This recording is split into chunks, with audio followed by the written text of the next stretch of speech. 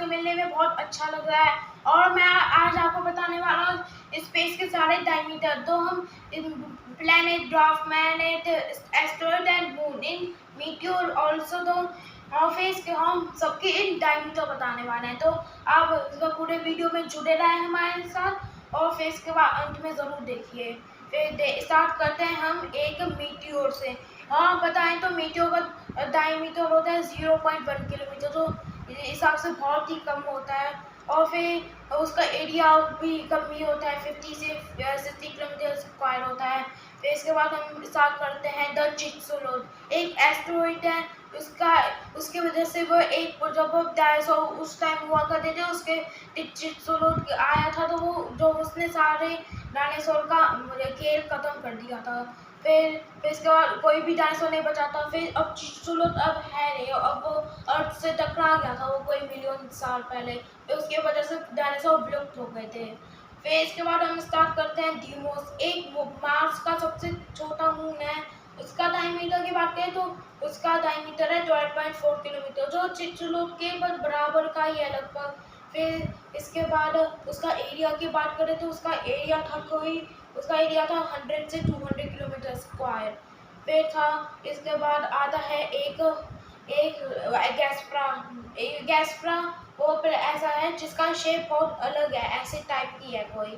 फिर उसके डायमीटर की बात करें तो 18 किलोमीटर का था वो और उसका एरिया था 500 किलोमीटर स्क्वायर। फिर आता है फोबोस, मार्स का सबसे बड़ा मून। और देखा जाए तो मार्स के पास 2 ही मून है, तो फोबोस का डायमीटर था 22.6 किलोमीटर स्क्वायर, 22.6 किलोमीटर स्क्वायर। और उसका एरिया था 600 किलोमीटर स्क्वायर। फिर इसके बाद सबसे जो काफ़ी बड़ा एस्टेरॉइड आता है, वो उसका नाम होता है क्या था उसका नाम, कोई तो नाम था, लेकिन उसका 256 किलोमीटर डायमीटर था उसका। फिर उसके एरिया की बात करें, उसके एरिया था 53000 किलोमीटर स्क्वायर, जो बाकी छोटे मून, ये छोटे एस्टेरॉइड से बहुत बड़ा था वो। फिर आता है एक मीमैस नाम का एक मून। वो एक सैटर्न का एक मून था, वो उसका डायमीटर था 396 किलोमीटर स्क्वायर। वो उसका एरिया था कोई 4000 किलोमीटर स्क्वायर।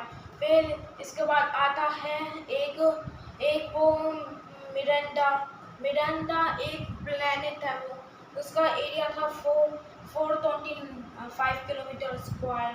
वो उसका एरिया था 9000 किलोमीटर स्क्वायर। फिर इसके बाद आता है पैलेस। उसका एरिया था, उसका डायमीटर था कोई 525 किलोमीटर, सबसे बड़ा एस्टेरॉइड था वो।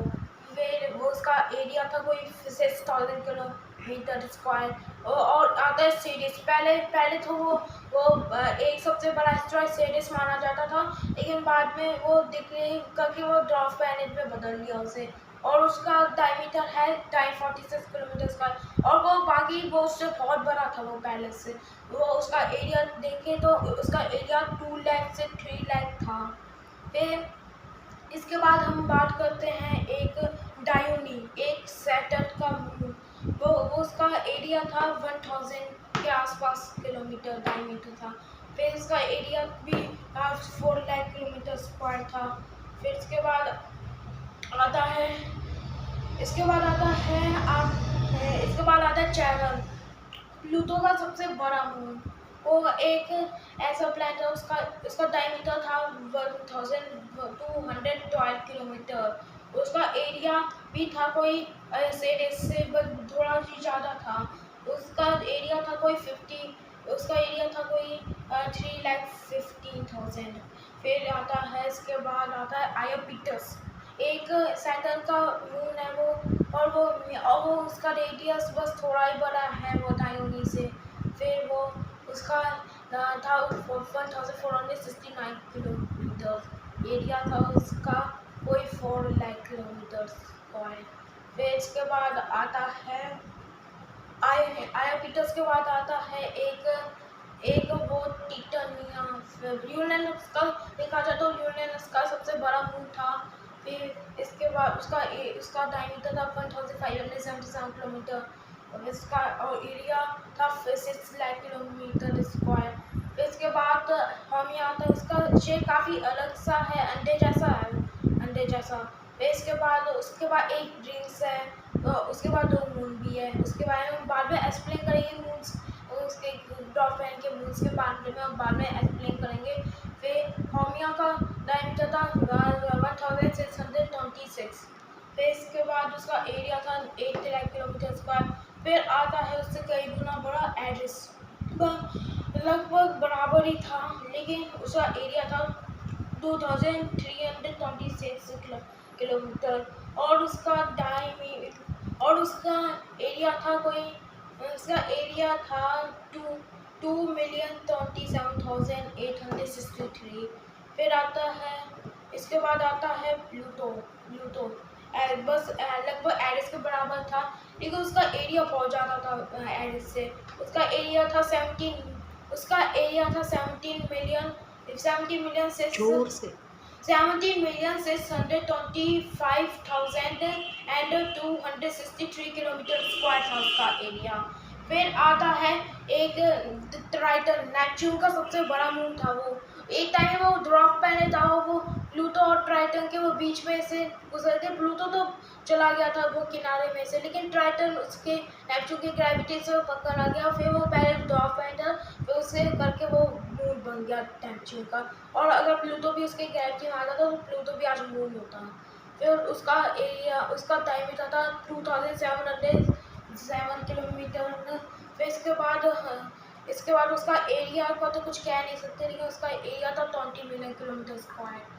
फिर इसके बाद आता है हमारा मून। तो अर्थ का मून था वो, फिर अर्थ का मून प्लानिट है। फिर उसका डायमीटर था 3521 किलोमीटर। उसका एरिया था 38 मिलियन किलोमीटर स्क्वायर। फिर इसके बाद आता है आयो मून से वो थोड़ा ही बड़ा था अर्थ के मून से। और अब अर्थ के मून का अब लूना भी कहा जाता है आज के टाइम में। फिर इसके बाद आयो का एरिया ज़्यादा नहीं था, 3600 के आसपास था। उसका एरिया भी ज़्यादा नहीं था, उसका area 39 kilometre square, 39 million kilometre square था। कैलिस्टो आता है, कैलिस्टो का डायमीटर था 4821 किलोमीटर स्क्वायर और उसका एरिया था कोई 45 मिलियन किलोमीटर स्क्वायर। फिर इसके बाद आता है मर्क्यूरी, उससे थोड़ा ही बड़ा था, लेकिन उसका एरिया बहुत ज़्यादा था। उसका एरिया था 78.3 मिलियन किलोमीटर स्क्वायर। फिर आता है मार्स का कोई डायमीटर होता है 6,779। फिर उसका एरिया था 169 मिलियन किलोमीटर स्क्वायर। फिर आता है Venus 480 million kilometre square, 480.2 million kilometre square और उसका डायमीटर था 12,104। और फिर अर्थ आता है, उसका एरिया थोड़ा ही बड़ा था वीनस से। उसका अर्थ का डायमीटर था कोई 12,742 और अर्थ का एरिया था कोई 520.1 million kilometre, 500.1 million kilometre square. Neptune आता है, उसका एरिया था 1 बिलियन किलोमीटर स्क्वायर, 1.5 नहीं था, 7.5 बिलियन किलोमीटर स्क्वायर था। यूरेनस का था 8.5 बिलियन किलोमीटर स्क्वायर और बाकी सैटर्न का था 48 बिलियन किलोमीटर स्क्वायर। जुपिटर का था 61 बिलियन किलोमीटर स्क्वायर। और इन नेपच्यून मैंने उनके वो डायमीटर नहीं बताया। नेपच्यून का डायमीटर था 50,000, यूरेनस का था 51,000 और सैटर्न का था 120,000, जुपिटर का था 140,000।